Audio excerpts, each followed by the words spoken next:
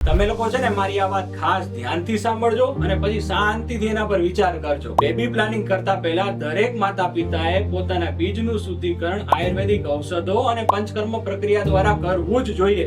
હવે તમે લોકો છે ને માત્ર 3 જ પેઢી પાછળની કમ્પેર કરી જુઓ. પહેલાના સમયમાં છે ને સાંધાના દુખાવા, blood pressure, diabetes, heart attack આવું બધું 70-80 વર્ષની ઉંમરના લોકોમાં આવતું. હવે જે પછી આગળ જતા 50-60 વર્ષની ઉંમરના લોકોમાં આવવા લાગ્યું અને જ્યારે અત્યારના સમયમાં જોવા જઈએ તો 40 વર્ષની ઉંમરની આસપાસના લોકોમાં આ બધું ખૂબ જ સામાન્ય થઈ ગયું છે. આગળની જનરેશનમાં કદાચ આ વસ્તુ 30 વર્ષની ઉંમરે પણ આવી જશે.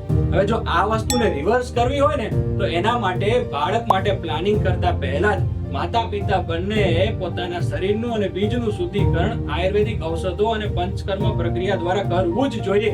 એના સિવાય આનો બીજો કોઈ વિકલ્પ જ નથી.